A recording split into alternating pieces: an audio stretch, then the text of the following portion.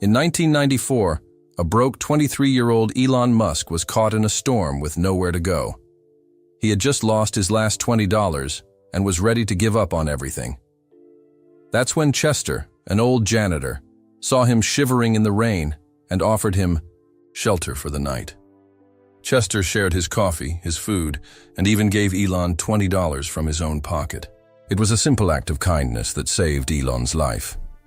30 years later, when Elon became one of the richest men in the world, he tracked down Chester to repay that debt. What Elon did next will restore your faith in humanity and prove that kindness can literally change the world. But could one night of helping a stranger really grow into something that would affect the entire future of humanity? And what shocking family secret connects Chester and Elon in ways that will leave you speechless? The rain hit Palo Alto like angry fists against the sidewalk. Each drop felt cold and sharp as it soaked through Elon Musk's thin jacket. He pulled the collar higher around his neck, but it didn't help much. Water dripped from his messy hair, down his face as he walked faster down the empty street. 23 years old and completely broke. That's what his life had come to. Just 3 hours ago, he had $20 in his pocket. $20. His last $20 in the whole world. He was walking to the corner store to buy some cheap food when a man bumped into him hard. By the time Elon looked up, the man was gone. So was his wallet. Stupid, he whispered to himself, wiping rain from his eyes. So stupid. His stomach hurt from being empty. His apartment key was useless now because he couldn't pay rent anymore. The landlord had given him until yesterday to come up with the money. Yesterday was gone, just like everything else. Thunder crashed overhead, making him jump. The sound echoed between the tall buildings like a giant door slamming shut. Lightning followed a few seconds later, turning the dark street bright white. For just a moment. Elon had been walking for 2 hours now. His shoes were old and full of holes. His socks were wet. His feet hurt with each step on the hard concrete. But where could he go? He thought about calling his family back in South Africa. His mother would send money if he asked. She always worried about him. But his pride felt bigger than his hunger right now. He came to America to make it on his own. He came here to change the world, to build something amazing. Calling home for help felt like giving up on everything he dreamed about. Another flash of lightning lit up the street. That's when he saw the building, Pinnacle Technologies. The sign was small and simple, hanging above glass doors that looked warm and dry. Most of the building was dark, but there was a soft yellow light coming from somewhere below. A basement window glowed like a tiny sun in all that darkness. Elon's feet moved toward the light before his brain could stop them. He was so tired, so cold, so hungry. He just needed a place to stand where the rain couldn't reach him. He pressed himself against the building under a small roof that hung over the front doors. It wasn't much, but at least the rain stopped hitting his head. He could hear it drumming on the roof above him like 100 fingers tapping. That's when he heard the music. Someone was humming down in that basement. A slow, happy tune that sounded warm, even through the glass. Elon wiped the water from his eyes and looked down through the basement window. An older man was inside, moving slowly across the floor with a mop. He wore blue work clothes and moved, like someone who had been doing this job for a very long time. His hair was mostly gray, and his face looked kind even from far away. He hummed while he worked, like mopping floors was the best job in the world. The man stopped mopping and looked up. Their eyes met through the wet glass. For a moment, neither of them moved. Elon felt embarrassed. Here he was, a grown man hiding from rain like a scared kid. The older man probably thought he was dangerous or crazy. But then something unexpected happened. The man smiled. Not a fake smile or a worried smile. A real, warm smile like he was happy to see Elon standing there. The man pointed toward a door at the side of the building and made a motion with his hand. "Come inside," the gesture said. "Come in where it's warm and dry." Elon shook his head. He didn't want to bother anyone. He didn't want to look like he needed help, even though he really did. The man kept smiling and pointed again at the door. This time he nodded his head like he really meant it, like he wanted Elon to come inside. Thunder crashed again, louder this time.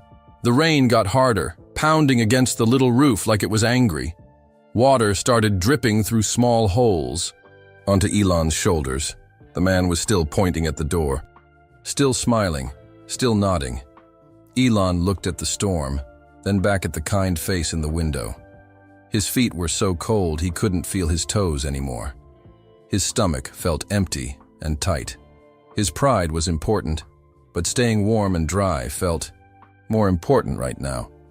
He walked to the side door and waited. A few seconds later, it opened from the inside. "Son," the man said in a gentle voice, "you look like you could use a hot cup of coffee and a dry place to sit." Elon stepped inside, water dripping from his clothes onto the clean floor. He didn't know it yet, but this moment would change everything. Not just for him, but for the kind man who opened the door, and for people all over the world who hadn't even been born yet.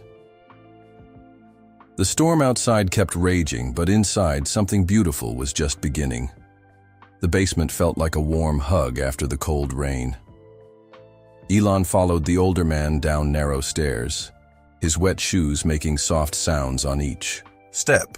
The smell of coffee filled the air, mixed with the clean scent of soap and floor wax. "I'm Chester," the man said, turning around with that same kind smile. "Chester Williamson. Been keeping this place clean for more years than I care to count." "Elon," came the quiet reply. "Elon Musk." Chester led him to a small room in the corner. It had a table, 2 chairs, and a little coffee maker that bubbled and hissed like it was working hard. The walls were covered with pictures in cheap frames, lots and lots of pictures. "Sit down, son," Chester said, pulling out a chair. "Let me get you something hot to drink." Elon sat down, water still dripping from his clothes onto the floor. He felt bad about making a mess, but Chester didn't seem to mind. The older man poured coffee into 2 white cups that had small chips around the edges. "Sugar?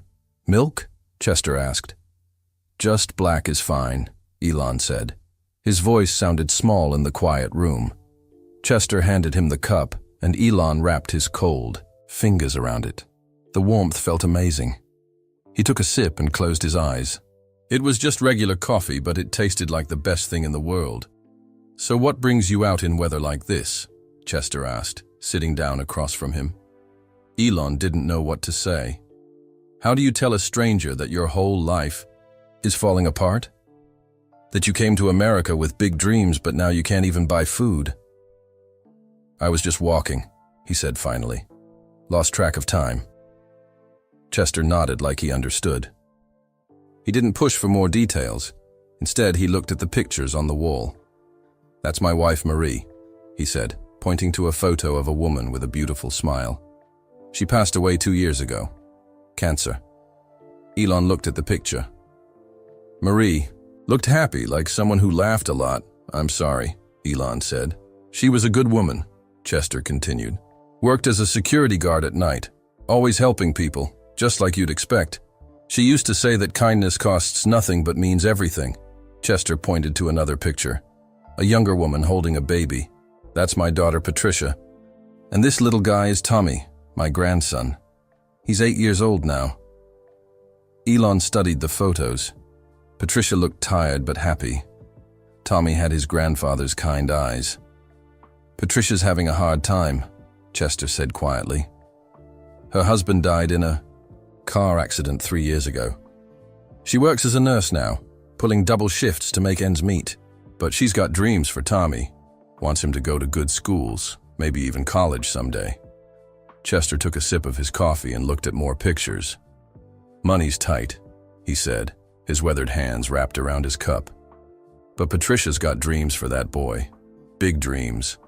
I save every penny I can to help make them come true." Elon felt something twist in his chest. Here was this man, working as a janitor, giving up everything for his family, and he was sharing his coffee and his stories with a complete stranger. "What about you?" Chester asked gently. "What are your dreams?" Elon almost laughed, but not because anything was funny. His dreams felt so big and impossible right now. "I want to change the world," he said, then felt embarrassed. It sounded crazy when he said it out loud, but Chester didn't laugh. He leaned forward, interested. "How?" he asked. "I want to make cars that don't need gas. I want to build rockets that can take people to other planets. I want to make the internet work better so everyone can use it." The words came out fast, like they had been waiting inside him for a long time. Chester nodded slowly. "Those are big dreams." "Too big, maybe," Elon said. "I can't even get people to give me money to start. I've been trying for months. Everyone thinks I'm crazy." "You know what I've learned in my 67 years?" Chester said. "The people who change the world are always the ones everyone thinks are crazy at first." Elon looked at him, surprised. "I mean it," Chester continued. "Look at any great invention, any big change in history. Someone had to be the first person to believe it could happen. Someone had to be willing to look crazy until everyone else caught up." They sat in comfortable silence for a while, drinking their coffee. The rain outside was still pounding, but it felt far away now. "I tried to start a company," Elon said after a while. "Called it Zip2. It was supposed to help newspapers put their content online, but I can't get anyone to invest. I'm living off $20. He stopped, remembering that even those $20 were gone now. "Starting something new is never easy," Chester said. "But you know what? Every great building starts with someone willing to sweep the foundation clean. Someone has to prepare the ground before the construction can begin." He gestured around the small room. "I've been cleaning buildings my whole life. Might not seem like much, but I take pride in it. Every floor I mop, every window I clean, every trash can I empty. It all matters. It all helps other people do their jobs better." Chester stood up and walked to a small refrigerator in the corner. He pulled out 2 sandwiches wrapped in plastic. "I always pack extra," he said, handing one to Elon. "Marie used to say you never know when you might meet someone who needs a meal." Elon's eyes filled with tears.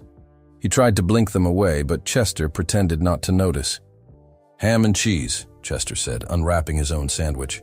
"Nothing fancy, but it'll fill you up."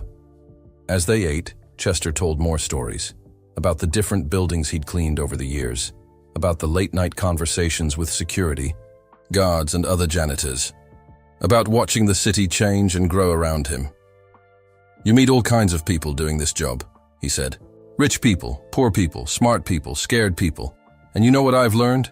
Everyone's just trying to make it through the day the best they can."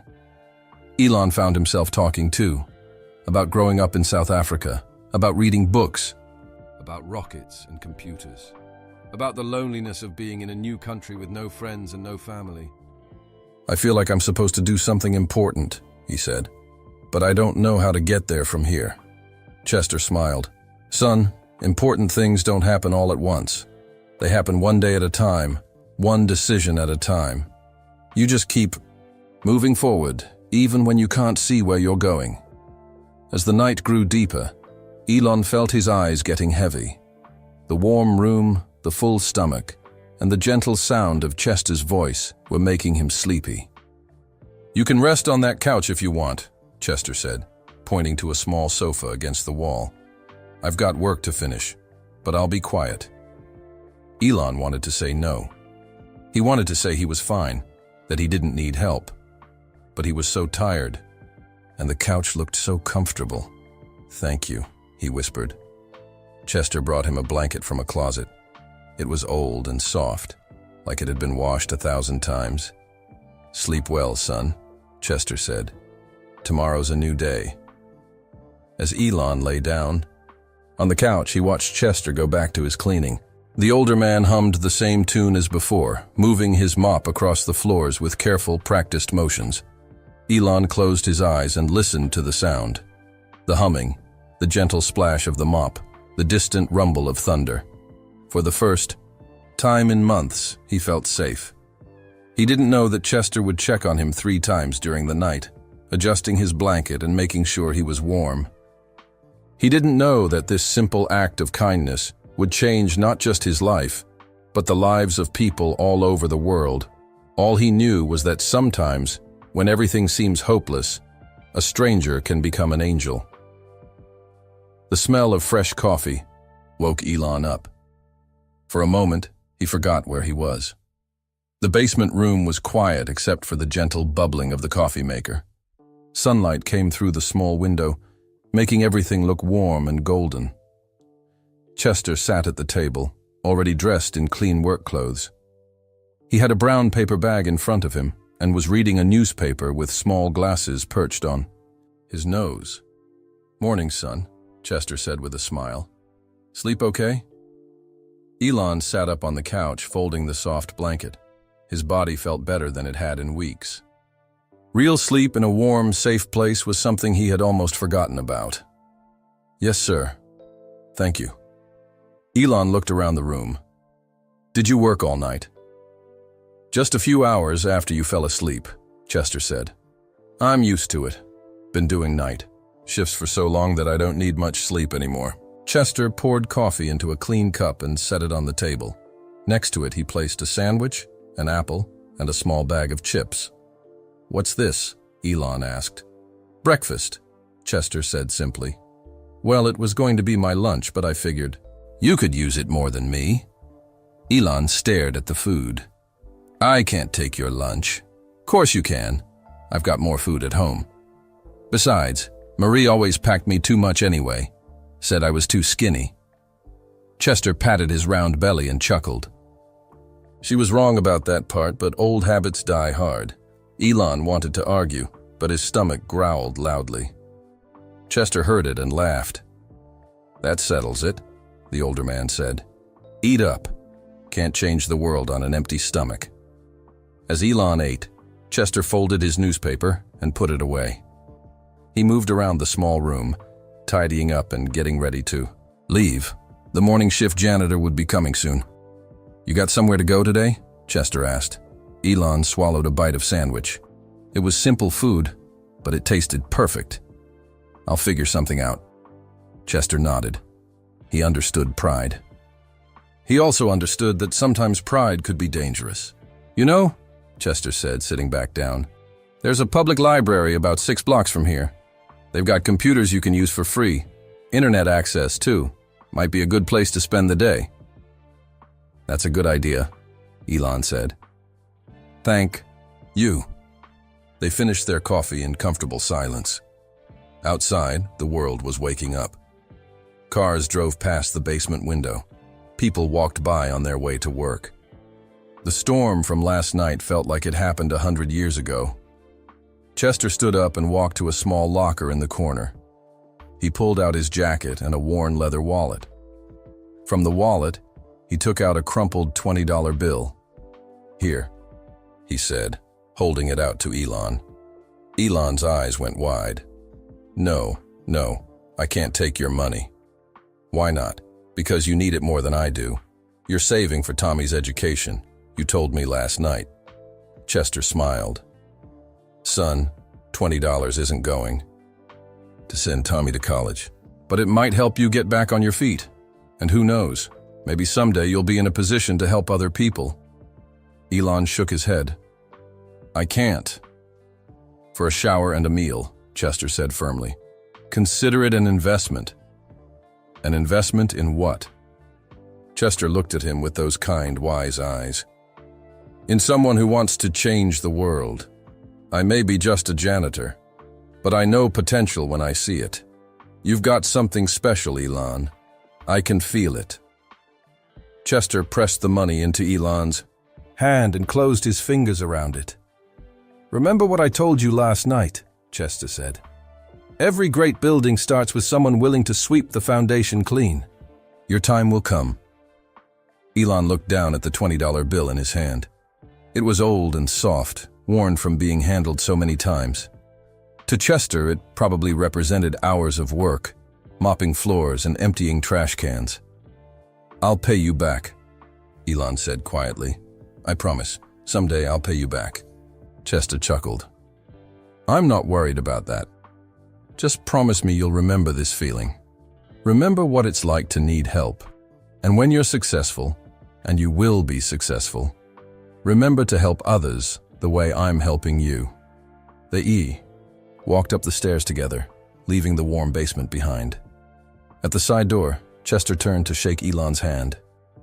"It was good meeting you, Elon Musk," he said. "I've got a feeling I'm going to see your name in the newspapers someday." "Thank you," Elon said, "for everything. I won't forget this."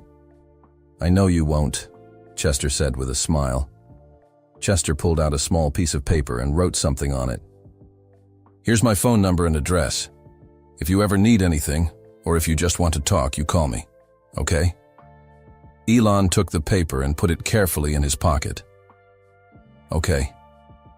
They stood there for a moment, two people whose lives had crossed paths in the most unexpected way. The morning sun was getting brighter, and the city was coming alive around them. "I better get going," Elon said finally. "Me too," Chester said. "Got to get home and make breakfast for myself now that I gave mine away." They both laughed, and then Elon walked away down the sidewalk. After about 50 feet, he turned around. Chester was still standing by the door, watching him go.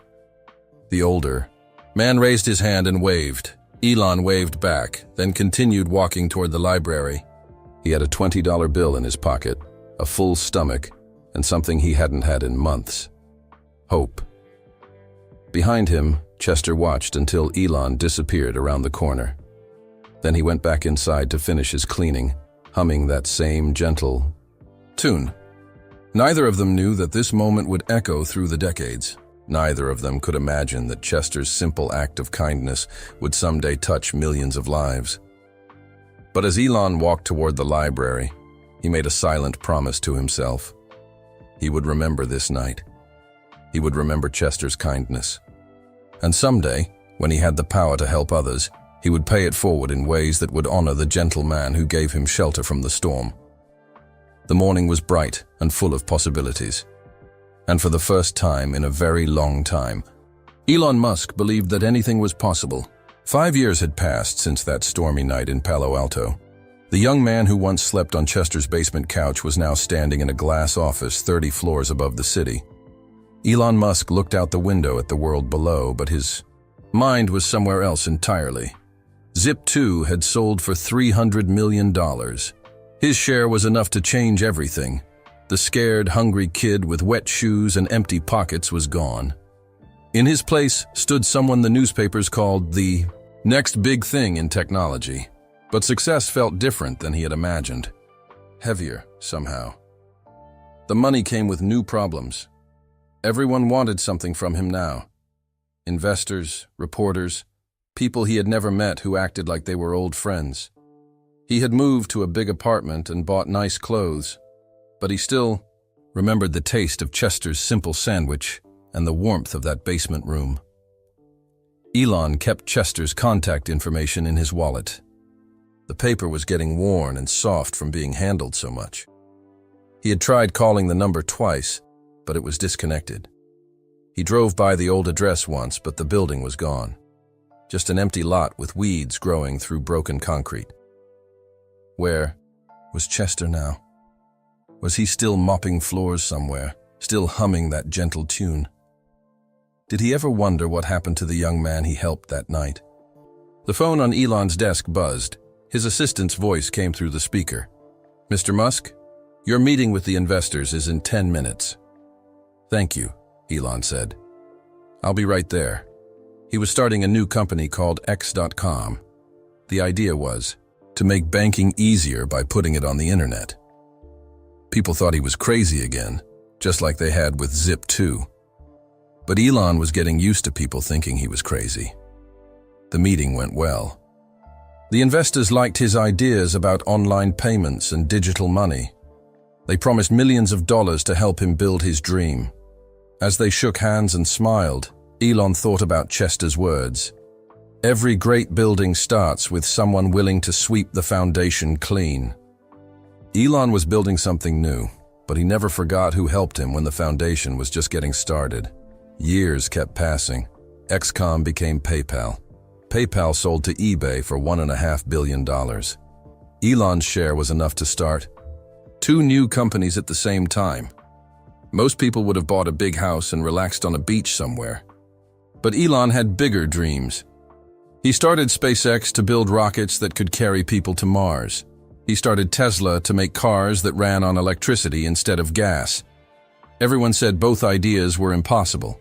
Rocket companies needed billions of dollars from the government. Car companies took decades to build. One person couldn't do both at the same time. Elon did them anyway. But then came 2008, the worst year of his life since that night in the rain. The banks stopped lending money. The stock market crashed. People stopped buying cars and investing in space rockets.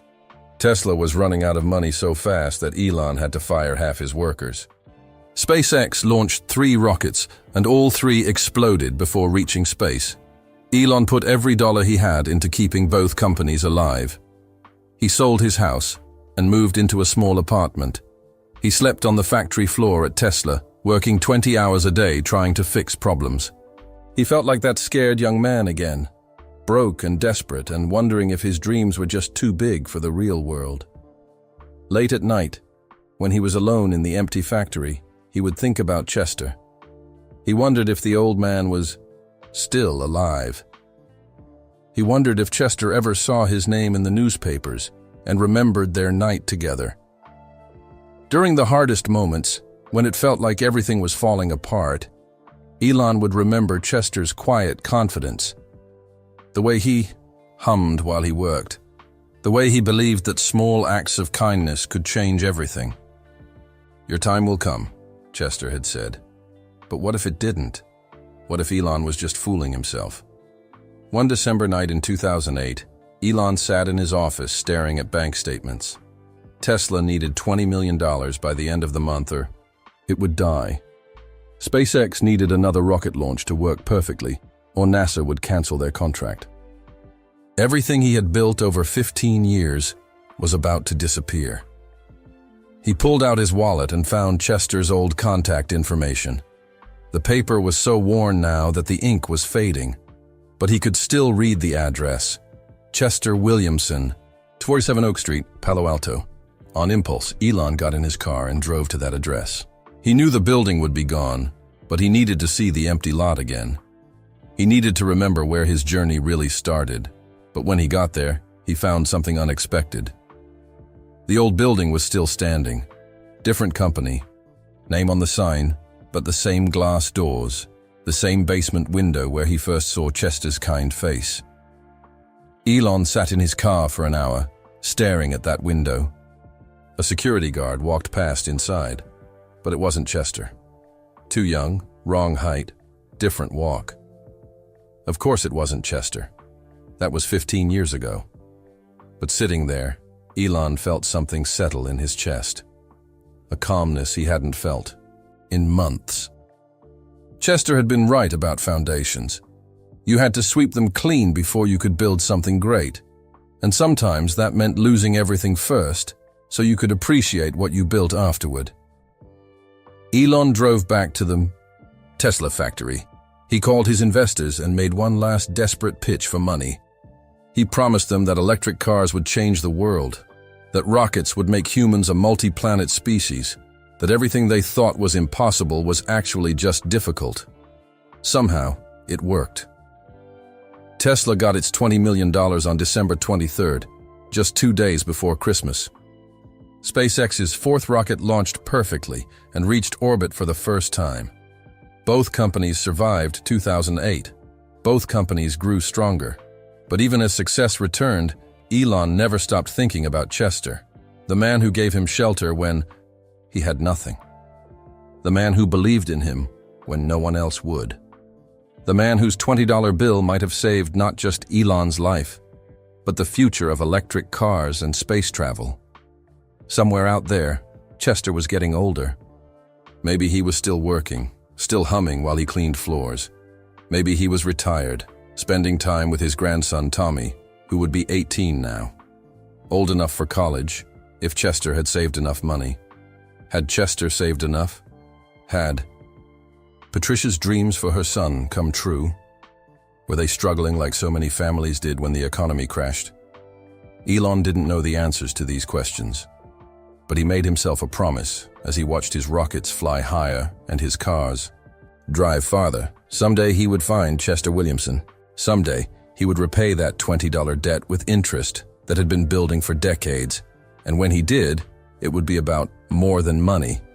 It would be about proving that kindness never dies. It just grows bigger and stronger, like seeds, planted in good soil until it blooms into something beautiful enough to change the world. One evening, while watching a SpaceX launch from his office window, Elon saw the rocket disappear into the darkness above. But in his mind, he could still hear Chester humming that gentle tune from a basement room where two strangers shared coffee and hope on the worst night of winter. The climb to success had been long and difficult, but it had started with one simple act of human kindness. And somehow, that made all the struggle worth it. The year was 2024. 30 years had passed since that stormy night in Palo Alto. Elon Musk stood in his SpaceX office, holding a piece of paper that looked ready to fall apart. Chester's contact information was barely readable now, the ink faded to light gray, the edges soft as cloth. But today was different. Today, he was finally going to find Chester Williamson. "Sir?" His assistant knocked on the office door. "The investigation team is here." 3 people walked into the room. Sarah Chen was the best private investigator in California. Marcus Rodriguez knew how to find anyone using computers and databases. Dr. Emily Watson was a social worker who understood how people lived when they didn't have much money. "Thank you all for coming," Elon said, setting the paper on his desk. "Carefully. I need you to find someone very important to me." He told them about that night 30 years ago, about Chester's kindness, the basement room, the $20 bill that might have saved his life. The team listened without asking questions until he finished. "Do you have any other information?" Sarah asked. "Full name, birth date, social security number?" "Just what's on this paper," Elon said. "Chester Williamson. He was about 67 in 1994, so he'd be 97 now. He had a daughter named Patricia and a grandson named Tommy, who was 8 at the time." Marcus took pictures of the faded paper with his phone. "The address leads to a building that was torn down in 2015. The phone number was disconnected years ago. But we can work with this."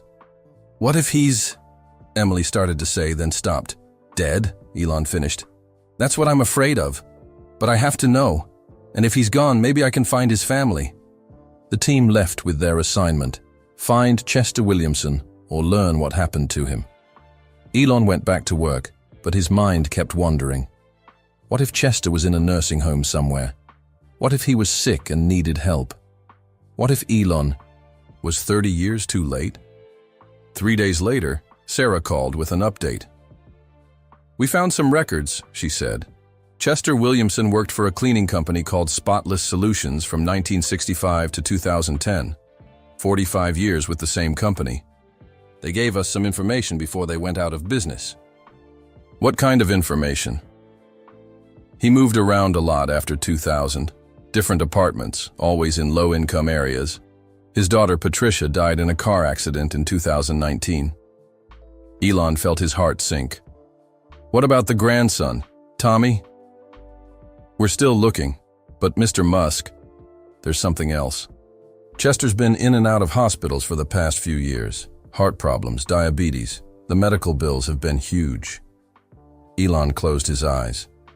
While he was building rocket ships and electric cars, Chester was struggling to stay alive.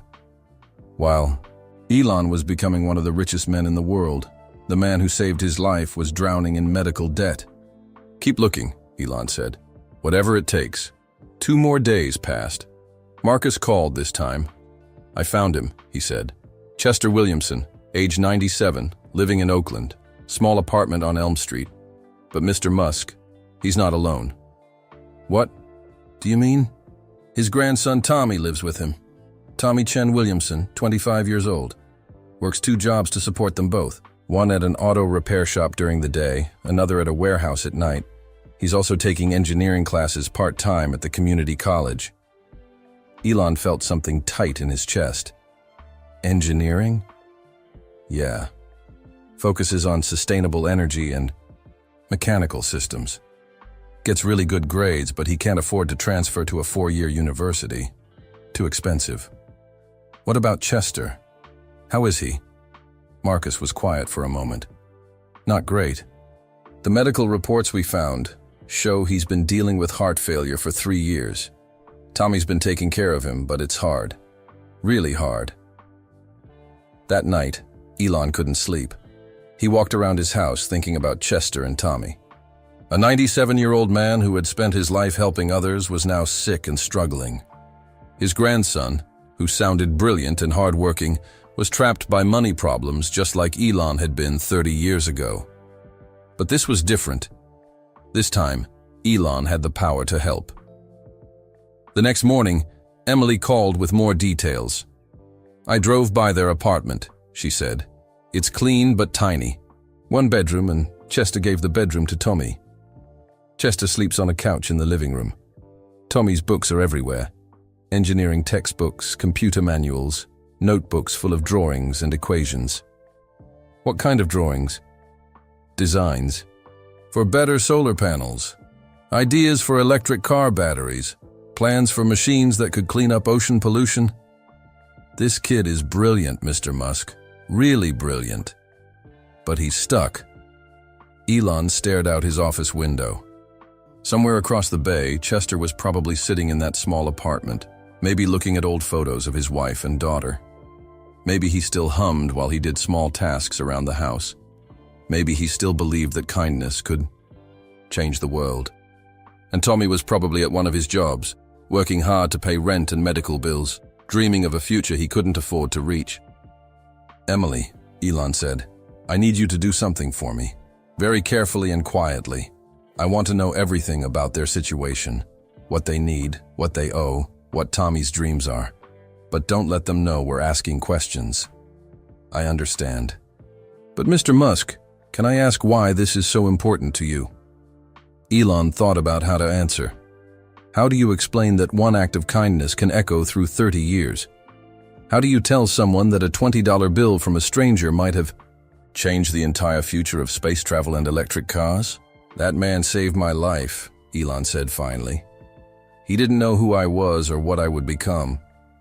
He just saw someone who needed help, and he helped. Now it's my turn. Over the next week, the investigation team painted a complete picture of Chester and Tommy's life. The medical bills that kept piling up, the careful budgeting to afford groceries and rent, Tommy's acceptance letter to UC Berkeley's engineering program, which he couldn't accept because he needed $50,000 he didn't have. They also discovered something else. Chester had kept a scrapbook of newspaper articles about Elon's companies, SpaceX launches, Tesla announcements, interviews, and photos.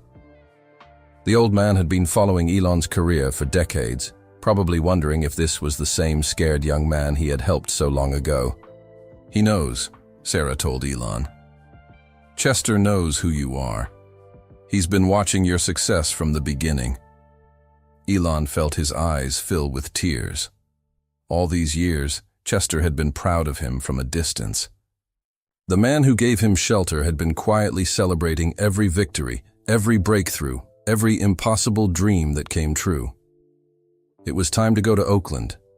Time to knock on Chester's door and see the face that had offered him kindness when he needed it most. Time to prove that good deeds don't just disappear into the universe. They grow and multiply until they come back as miracles.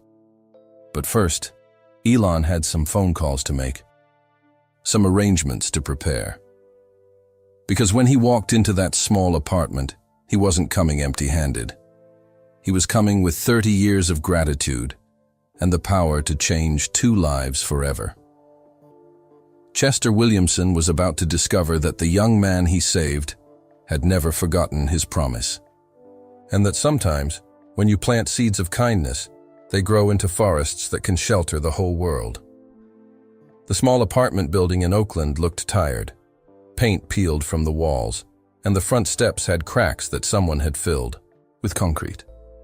Elon stood outside apartment 3B, holding a simple brown bag with 2 cups of coffee and some sandwiches. His hands were shaking. 30 years since he had seen the face that saved his life.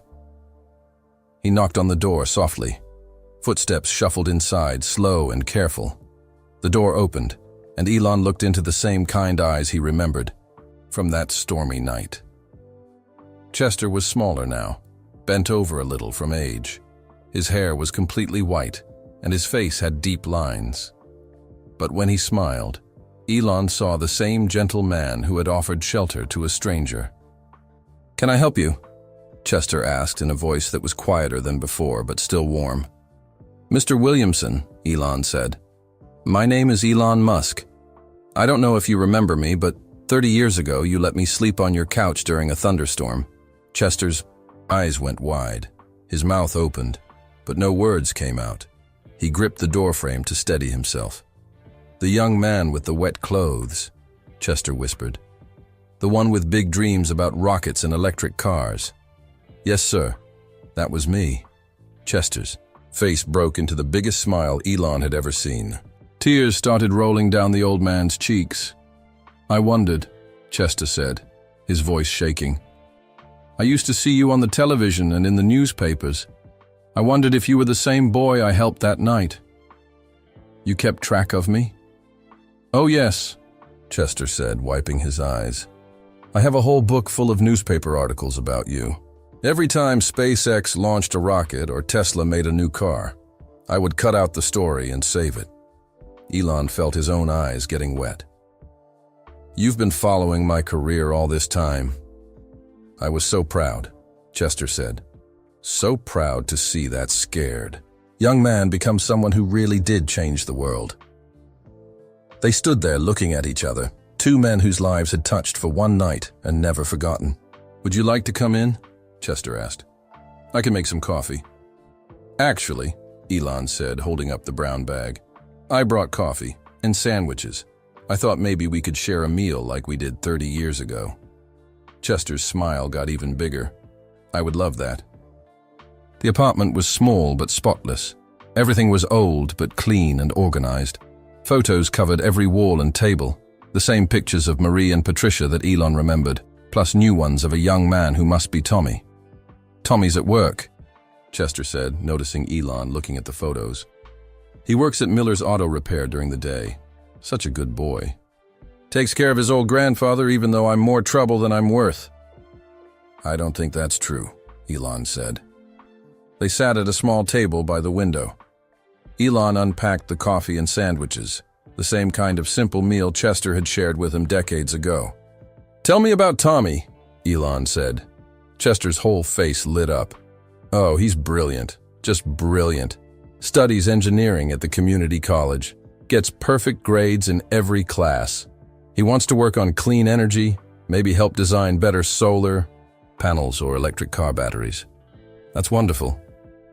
"He got accepted to UC Berkeley," Chester said proudly. "Their engineering program, but..." Chester's smile faded a little. "Well, it costs a lot of money.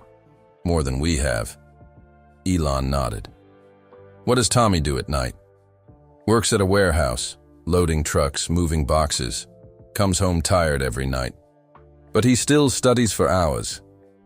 Sometimes I hear him drawing and making calculations until 2 in the morning." Chester sipped his coffee and looked out the window. "I feel bad sometimes," he said quietly. "When Patricia died, Tommy could have moved somewhere else, started fresh, but he stayed to take care of me. Now he's stuck working 2 jobs just to pay for my medicine and keep us both fed." "Chester," Elon said gently, "Tommy stayed because he loves you, just like you helped me because you're a good person. Kindness runs in your family." Chester smiled. "Maybe so, but I worry about him. He's 25 years old. He should be following his dreams, not taking care of a sick old man." Speaking of dreams, Elon said, do you still have that scrapbook of newspaper articles? Oh, yes. Chester's eyes brightened. He got up slowly and walked to a bookshelf. He pulled out a thick photo album and brought it back to the table. Inside were hundreds of newspaper clippings, magazine articles, and printed photos from websites. Every major milestone of Elon's career was there, carefully cut out and pasted in. SpaceX's first successful launch, Tesla's first car. Articles about Mars missions and solar power and internet satellites. I started collecting these about 5 years after we met, Chester said, turning the pages slowly. When I saw your name in a technology magazine, I thought, could this be the same young man? Then I saw your picture, and I knew it was you. Elon looked through the pages, amazed. Chester had been more loyal to his career than some of his own employees. Why didn't you ever contact me? Elon asked. Chester shrugged. What would I say? Hello, remember me? I'm the janitor who gave you coffee. You were busy changing the world. I didn't want to bother you. Chester, Elon said, looking directly into the old man's eyes. You didn't just give me coffee that night. You saved my life.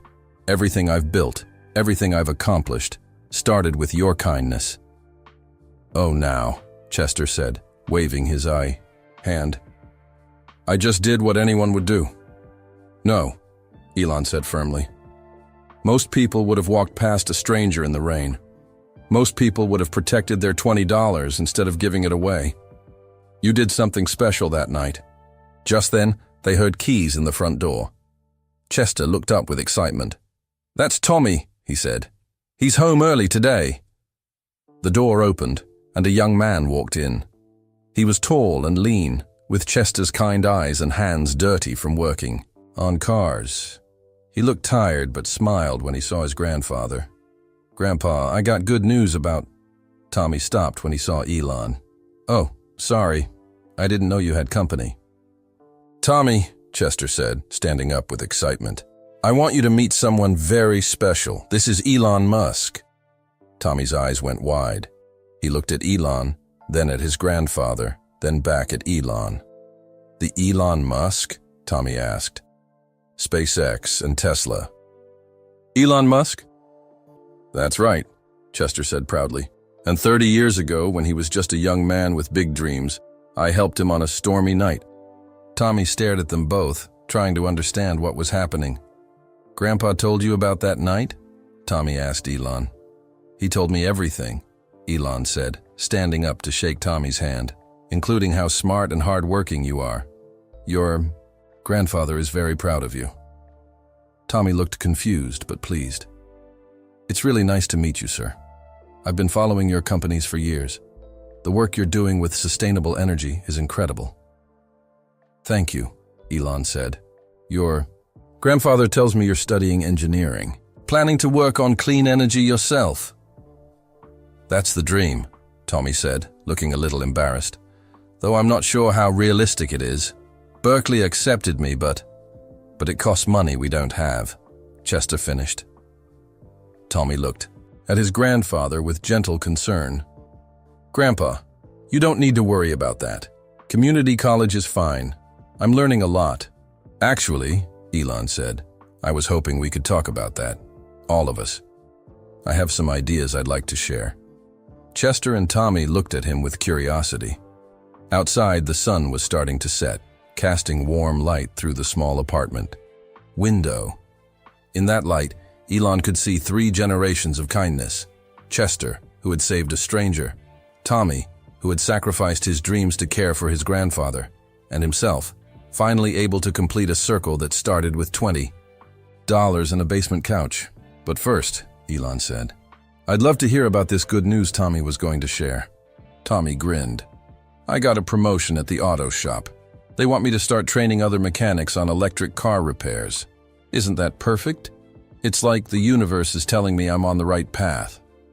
Elon smiled, thinking about how the universe worked in mysterious ways. Sometimes it brought together people who needed each other most. Sometimes it turned one act of kindness into a story that could change everything. Yes, Elon said, looking at both Chester and Tommy. I think you're exactly where you're supposed to be. Elon reached into his jacket pocket and pulled out something small and wrinkled. It was a $20 bill, old and soft from being handled many times. But this wasn't the same $20 Chester had given him 30 years ago. This was something else entirely. Chester, Elon said, holding up the bill. Do you remember what you told me the night you gave me $20? Chester smiled. I said it was for a shower and a meal. You also said something else. You said to consider it an investment. That's right. Well, Elon said, setting the $20 bill on the table. I'd like to talk to you about the return on that investment. Tommy looked confused. Chester leaned forward, interested but not sure what Elon meant. That $20 you gave me, Elon continued, helped me survive long enough to build my first company. That company sold for enough money to start other companies. Those companies are now worth billions of dollars.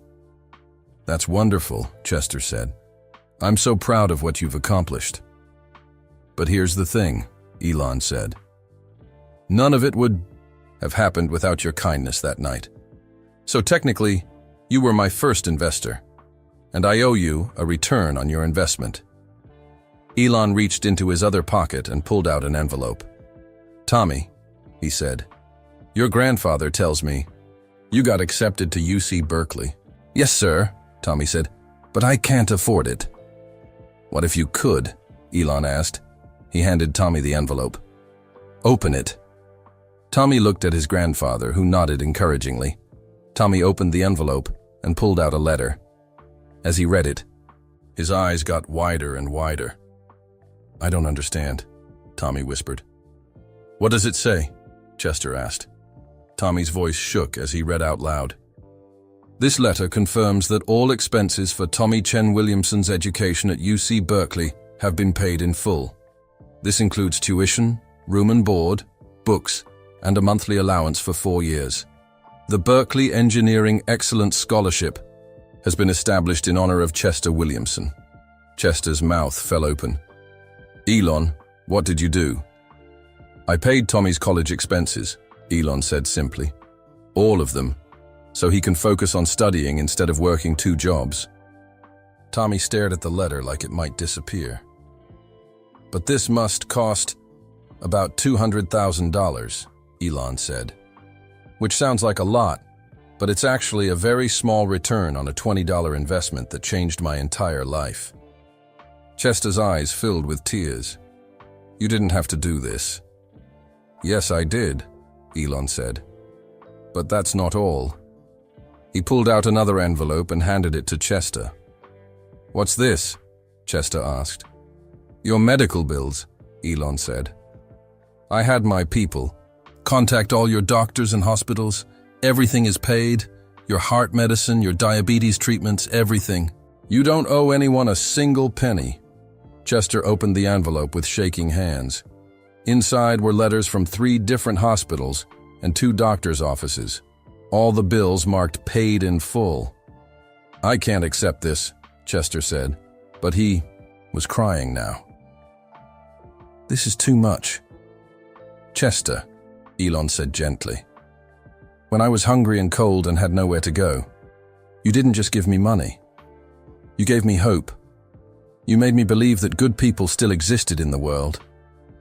That kindness was real. Tommy was staring at both of them, trying to understand what was happening. That night, Elon continued, you told me that every great building starts with someone willing to sweep the foundation clean. Well, I've built some pretty big buildings since then, and I never forgot who helped me sweep the foundation. But this is so much money, Chester protested. Money I never would have had without you, Elon said. But honestly, the money is just the beginning. He pulled out a third envelope, thicker than the others. Chester, I'd like to offer you a job. A job? Chester laughed through his tears. Son, I'm 97 years old. I can barely walk to the mailbox. Not that kind of job, Elon said, smiling. I want to start a foundation. The Chester Williamson Foundation. Its job will be to help people like janitors, security guards, maintenance workers, all the people who keep the world running while others chase their dreams. Chester looked confused. What would this foundation do? Provide scholarships for their children, help families with medical emergencies, offer job training for people who want better opportunities. And I want you to run it. Me? You, Elon said firmly. You understand these people because you are one of these people. You know what they need because you've lived their lives. I can provide the money, but I need someone with your heart to guide how we use it. Chester was quiet for a long moment. Tommy reached over and took his grandfather's hand. The foundation would have offices and staff, Elon continued. But you'd be the director of community outreach. You'd help decide who gets help and how we help them. You'd meet with families, listen to their stories, and make sure we're really making a difference. I don't know anything about running a foundation, Chester said. You know everything about kindness, Elon replied. That's more important than any business degree. Tommy spoke up for the first time in several minutes. Grandpa, this sounds amazing. You could help so many people. There's more, Elon said. Do you remember the building where we met? The one with the basement where you let me sleep? Pinnacle Technologies, Chester said. They tore it down years ago. Actually, they didn't. They moved to a different location, but the building is still there. It's been empty for 5 years. I bought it last week.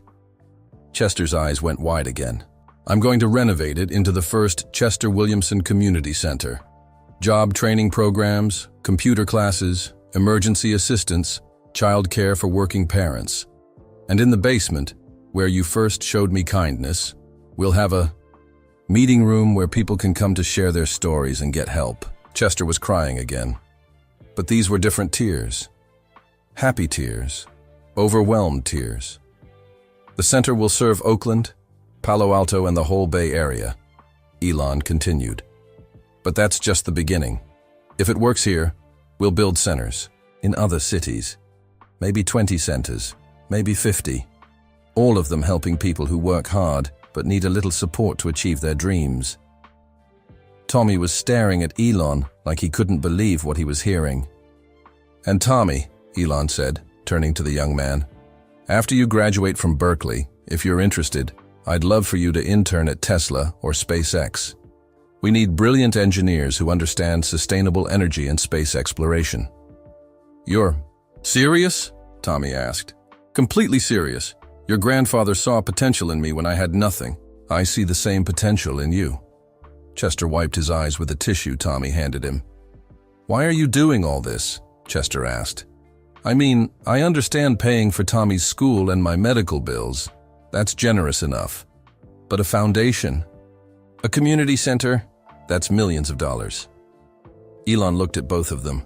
These two people who represented everything good about humanity. A man who had spent his life serving others, and a young man who had sacrificed his dreams to care for his grandfather.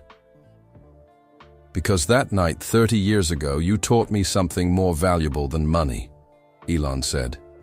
You taught me that success isn't about how high you climb. It's about who you help up along the way.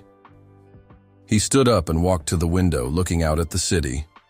I've sent rockets to space and built cars that run on electricity. I've made more money than I could spend in 10 lifetimes. But none of it means anything if I don't use it to help others the way you helped me. Chester struggled to his feet and Tommy helped steady him. The old man walked over to Elon and put his hand on his shoulder. You were already a good man that night, Chester said. I just gave you coffee and a place to sleep. You gave me hope, Elon replied. And now I want to give hope to other people. Will you help me do that? Chester looked at Tommy, who was grinning from ear to ear. Grandpa, Tommy said, you always told me that the best way to honor Mom and Grandma Marie's memory was to help other people. This is your chance to help thousands of people. Chester nodded slowly. When do we start? Elon smiled the biggest smile of his life. How about tomorrow? I'll pick you both up and we can go look at the building together. Start planning how to turn a basement where two strangers shared coffee into a place where thousands of families can find hope. As the sun set outside the small apartment window, 3 people sat around a tiny table, planning how to change the world one act of kindness at a time. The $20 investment had finally paid its full dividend, not just in money, but in the promise that goodness, once planted, could grow into something beautiful enough to shelter everyone. 2 years. Later, the Chester Williamson Community Center buzzed with life. Where once there had been empty rooms and dusty hallways, now families filled every corner. Children played in the daycare center while their parents attended job training classes.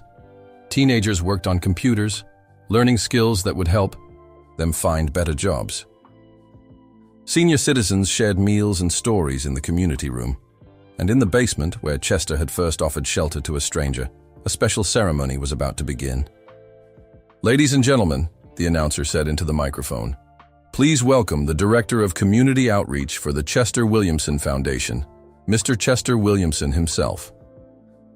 The crowd of 200 people stood up and clapped. Chester walked slowly to the podium, using a cane but moving with energy that surprised everyone who knew his age.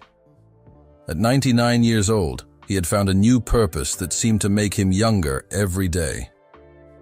"Thank you," Chester said, his voice stronger than it had been in years. "Thank you all for being here on this special day."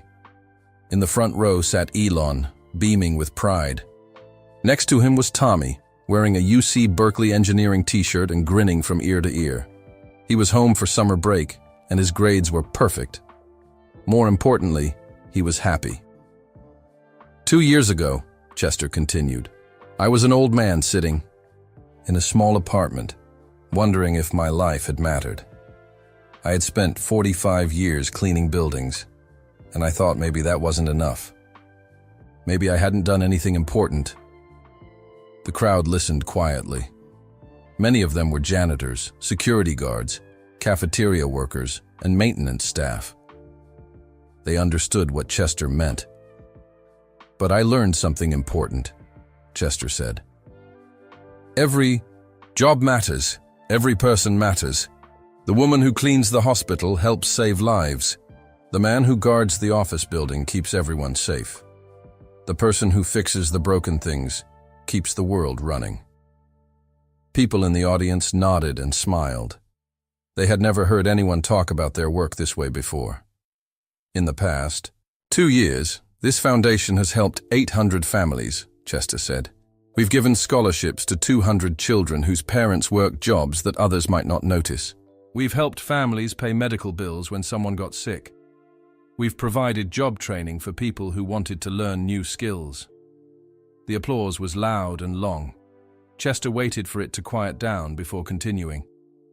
"But today is extra special," he said.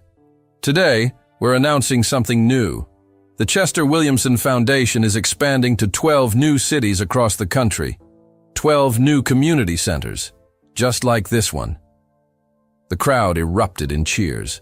Elon stood up and clapped, his eyes bright with excitement. "And," Chester said, raising his hand for quiet, "I want to tell you about someone very special, someone who shows why this work is so important." He gestured toward the audience, and a young woman stood up. She was about 25 years old, wearing a nurse's uniform with a big smile on her face. "This is Maria Santos," Chester said. 2 years ago, Maria was working 3 jobs to support her family. She cleaned offices at night, worked in a grocery store during the day, and took care of her sick mother. She dreamed of becoming a nurse, but she couldn't afford nursing school. Maria waved shyly at the crowd. "The foundation gave Maria a scholarship," Chester continued. "We also helped her family with her mother's medical bills, so Maria could focus on studying instead of working. 3 jobs. Last month, Maria graduated from nursing school with the highest grades in her class." The applause was thunderous. Maria wiped tears from her eyes as people stood up to cheer for her. "Next week," Chester said, "Maria starts her new job at Children's Hospital. She's going to spend her career helping sick kids get better, all because someone believed in her dreams." Chester paused and looked out at the crowd. In their faces he saw hope, pride, and gratitude. He saw people who worked hard but rarely got recognition. People who kept the world running while others got the credit. "That's what this foundation is really about," he said. "It's about seeing the potential in people that others might miss. It's about giving everyone a chance to follow their dreams." He looked down at Tommy in the front row. "My grandson Tommy will graduate from UC Berkeley next year with a degree in engineering. This summer he's working at Tesla, designing better batteries for electric cars. But more importantly, he's learning that success means using your talents to help other people." Tommy blushed but smiled proudly. "And I want to tell you all something else," Chester said, his voice getting softer but more intense. 31 years ago, I met a young man who was hungry and scared and had nowhere to go. I gave him coffee and a sandwich and a place to sleep. I thought I was just being kind to a stranger." The room got very quiet. Everyone knew this story, but they loved hearing Chester tell it. "I had no idea," Chester continued, "that I was helping someone who would change the world. I had no idea that my small act of kindness would grow into all of this." He gestured around the room at the families and workers and volunteers who filled every seat. "That young man was Elon Musk," Chester said, and the crowd turned to look at Elon, who waved from his seat. "And what I learned from knowing him is this: you never know how far kindness will travel. You never know whose life you might change with a simple act of caring." Chester's voice grew stronger as he reached his main point.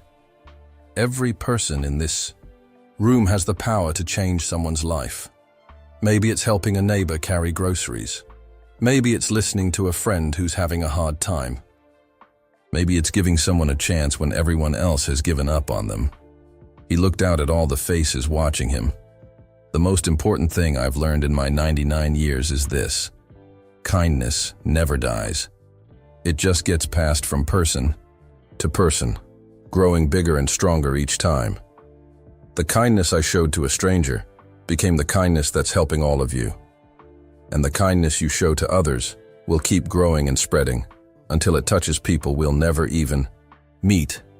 Chester paused and smiled the same gentle smile he had given Elon 31 years ago. "So, here's my challenge to all of you," he said. "Go out into the world and be kind. Help someone who needs it. Believe in someone's dreams. Give someone hope. You might think it's just a small thing, but you never know. It might change everything." As the crowd stood up as one, clapping and cheering. Some people were crying happy tears. Others were already thinking about how they could help someone in their own lives. After the ceremony, people came up to thank Chester. Parents whose children had received scholarships, workers who had been helped during medical emergencies, people whose lives had been changed because one old janitor had decided that kindness mattered more than anything else. As the crowd began to leave, Chester sat down in the front row next to Elon and Tommy. The 3 generations of kindness: the giver, the receiver, and the future. "How do you feel?" Elon asked Chester. "Grateful," Chester said. "When I was young, I thought success meant having a big job or lots of money. Now I know that success means leaving the world a little better than you found it." Tommy leaned over and hugged his grandfather. "You definitely did that, Grandpa." "We all did," Chester said, looking around the room where his life's work continued. "We all did it together." As they prepared to leave, Chester took one last look around the basement room where everything had started. The same walls that had sheltered a scared young man now sheltered hundreds of families finding hope and opportunity. It was the perfect example of what Chester had always believed: that small acts of kindness, planted in good soil, could grow into forests big enough to shelter the whole world. The circle was complete, but the story was far from over. It was just beginning to spread to 12 new cities, where 12 new forests of kindness would grow from the seeds planted in one basement room on one stormy night 31 years ago. 3 years had passed since the Foundation's 2nd anniversary celebration. The Chester Williamson Foundation now had community centers in 24 cities across America. What started as one old man's act of kindness had grown into a movement that touched thousands of lives every single day. Chester, now 102 years old, sat in his favorite chair in his new apartment. It was much bigger than the old place in Oakland, with large windows that let in lots of sunlight, but the walls were still covered with the same photos of Marie, Patricia, and Tommy, plus hundreds of new pictures from foundation events and families they had helped. Tommy walked into the living room carrying 2 cups of tea. He was 28, now tall and confident, with a UC Berkeley engineering degree and 3 years of experience at SpaceX under his belt. But he still took care of his grandfather with the same gentle love he had always shown. "How are you feeling today, Grandpa?" Tommy asked, setting the tea on the small table next to Chester's chair. "Like the luckiest man in the world," Chester said with a smile. "Did you see the news from the Houston Center? They helped 50 new families this month." "I saw," Tommy said, sitting down across from his grandfather. "And the Detroit Center is opening a new job training program for electric vehicle mechanics. Everything you dreamed about is coming true."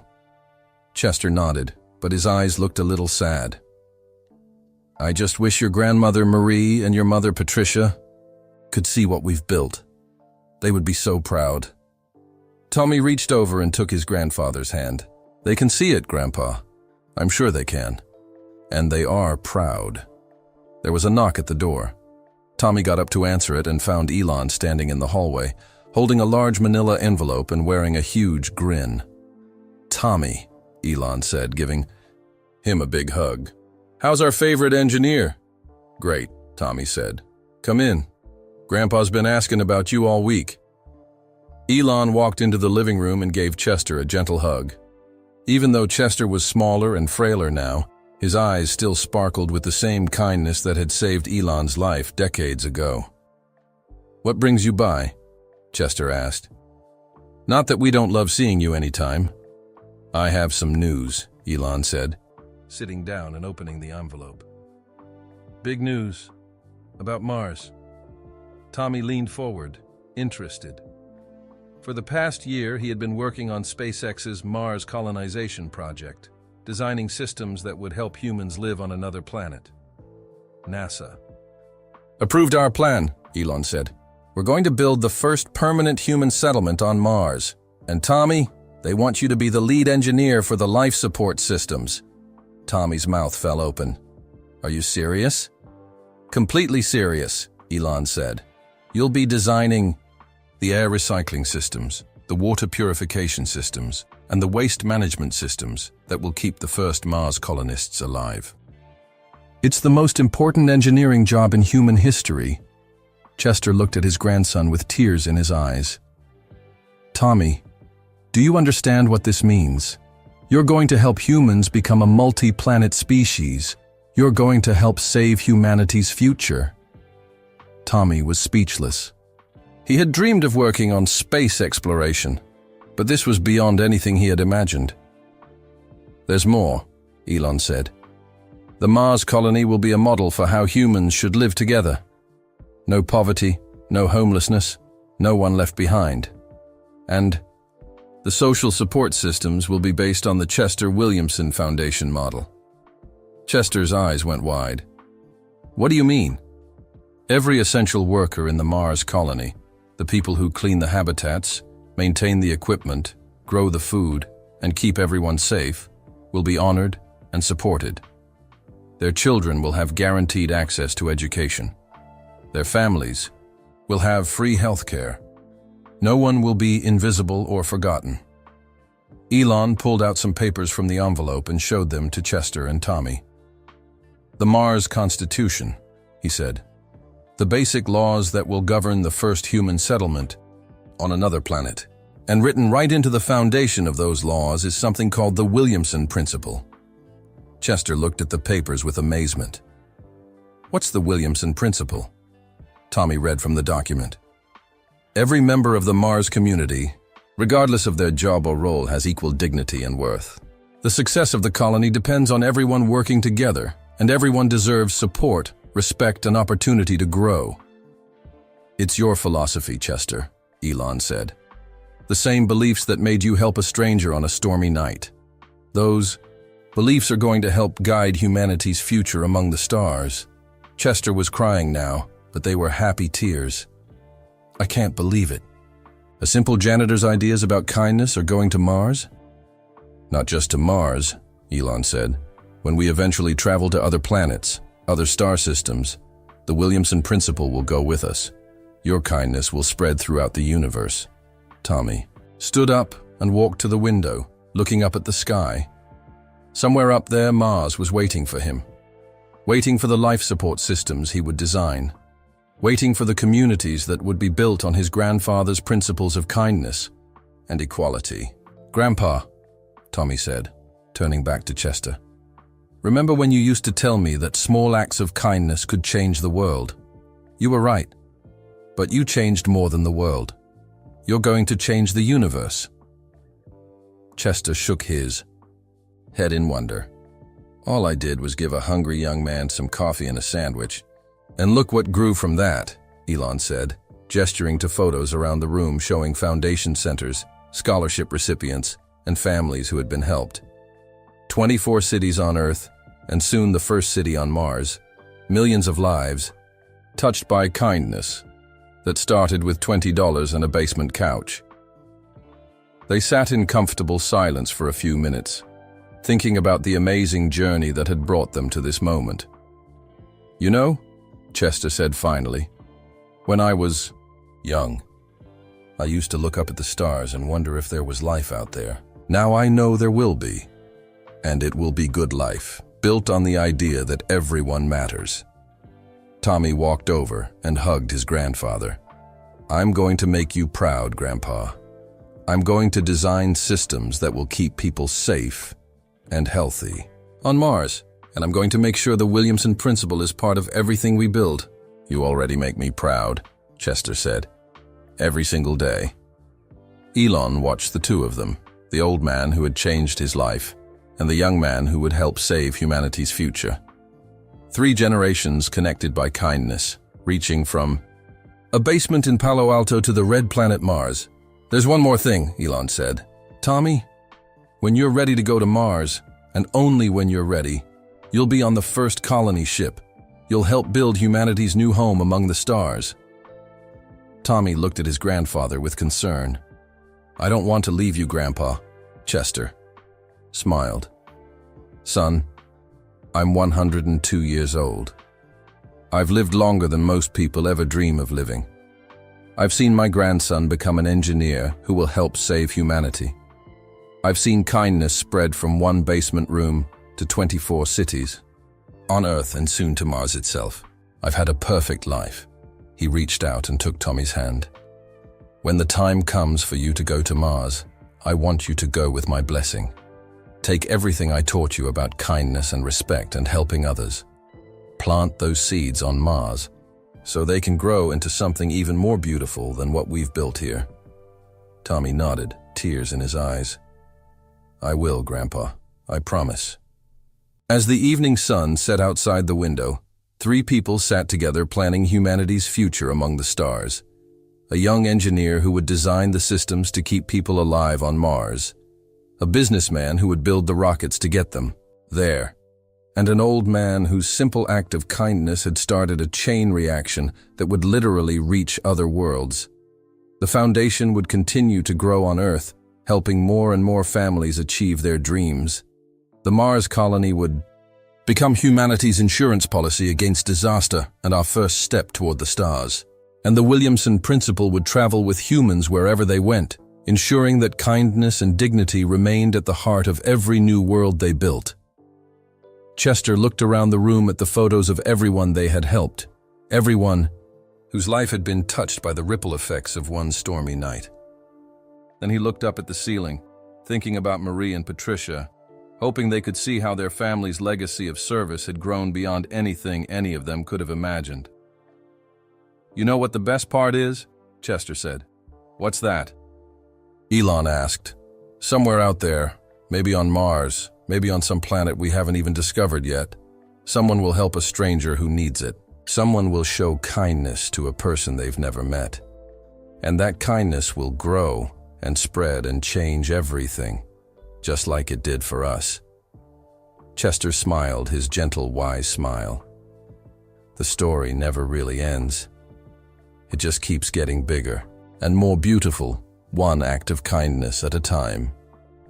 Outside, the stars were beginning to appear in the darkening sky, each one a sun, each one a possibility for human kindness to take root and grow.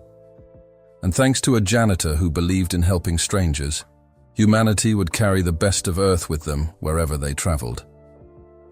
The legacy would live on, reaching from a small basement in Palo Alto to the infinite reaches of space, proving that sometimes the smallest acts can have the biggest consequences of all. 6 months after Tommy left for Mars aboard humanity's first colony ship, Chester sat in his apartment, looking through an old wooden box he had kept hidden for decades. His hands shook slightly as he lifted the lid, revealing yellowed papers, faded photographs, and a small leather journal that had belonged to his late wife, Marie. He had never told anyone about this box. Not Tommy, not Elon, not even Patricia before she died. But now, as he watched news reports of Tommy successfully installing the life support systems that would keep the Mars colonists alive, Chester felt it was time to share the truth. The truth about why that stormy night in 1994 had been more than just a random act of kindness. Chester picked up the leather journal and opened it to a page marked with a faded ribbon. Marie's careful handwriting filled the page, dated just 3 months before she died. Today, I met the most interesting young man at the Riverside Technology Building where I work security. His name is Elon, and he stays late every night working on something he calls the future of the internet. He's so young and determined, but also so lonely. I can tell he's struggling. His clothes are old. He brings the same sandwich for dinner every night, and sometimes I catch him sleeping at his desk. Chester's eyes filled with tears as he continued reading. I've been keeping an eye on him for months now, making sure he's safe during the night shift, checking that the building stays warm when he works late. I even started leaving extra coffee in the break room and pretending I forgot it there. He's too proud to ask for help, but I can see he needs it. The next entry was dated a week later. Elon's company ran out of money today. I saw him crying at his desk after everyone else left. He doesn't know I saw him, but my heart broke for that poor boy. He has such big dreams, but the world feels too hard for him right now. I wish there was more I could do to help. Chester turned the page with trembling fingers. The final entry was dated just 2 days before Marie died. I told Chester about the young man I've been watching over at work. I made him promise me that if he ever met someone like Elon, someone young and scared and full of dreams, he would help them. I said, Chester, we may not have much money, but we have something more important. We have kindness. And sometimes, kindness is all that stands between a person and giving up forever. Chester promised me he would help any stranger who needed it, just like I helped that sweet boy Elon from the shadows. I pray that young man finds his way in the world. I have a feeling he's destined for something extraordinary. Chester closed the journal and wiped his eyes.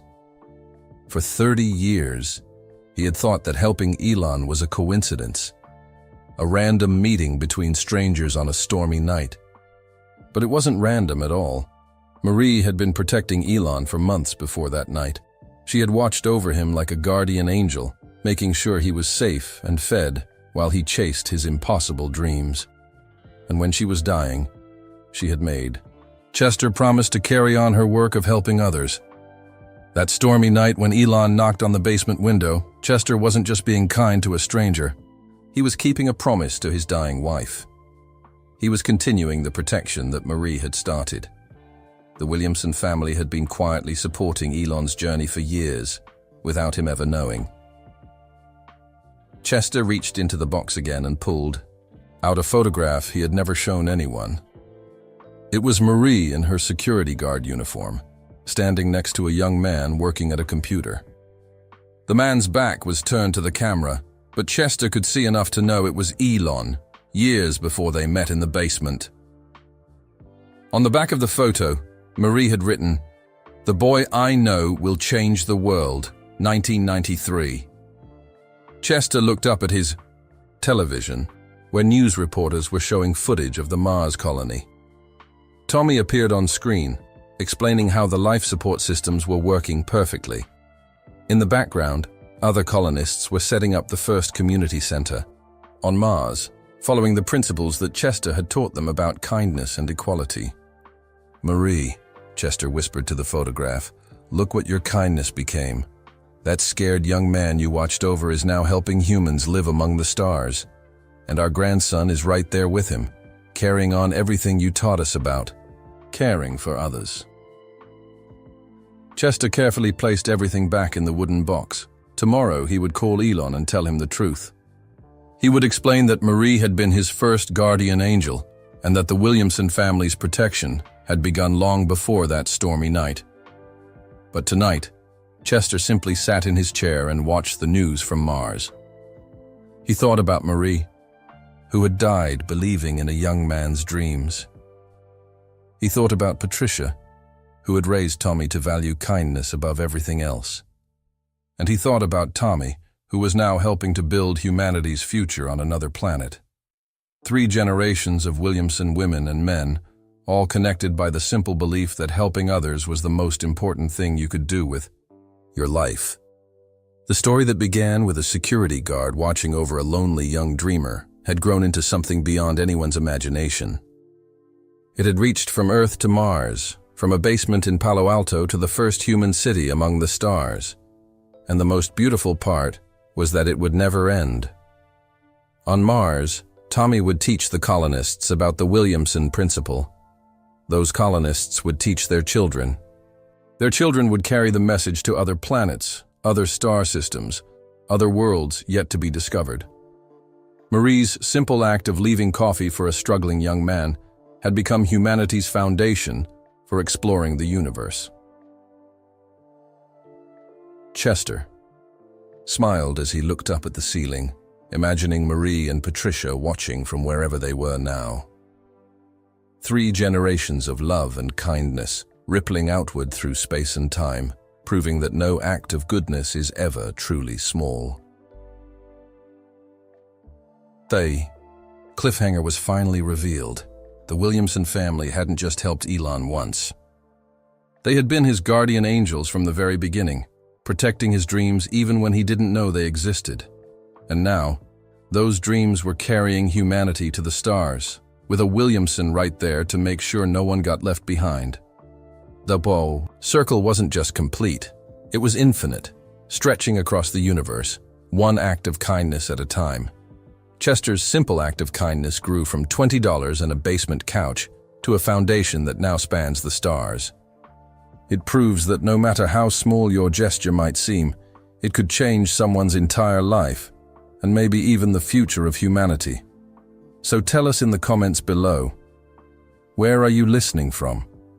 And has someone's kindness ever changed your life the way Chester changed Elon's? If this story moved you and restored your faith in the power of helping others, please hit that like button and subscribe to our channel. When you subscribe, you're helping us spread more stories of kindness and hope to people who need them most. And speaking of incredible stories that will touch your heart, click on the video appearing on your screen right now. You won't believe what happens when a small act of generosity creates a ripple effect that changes everything. Remember, kindness never dies. It just keeps growing.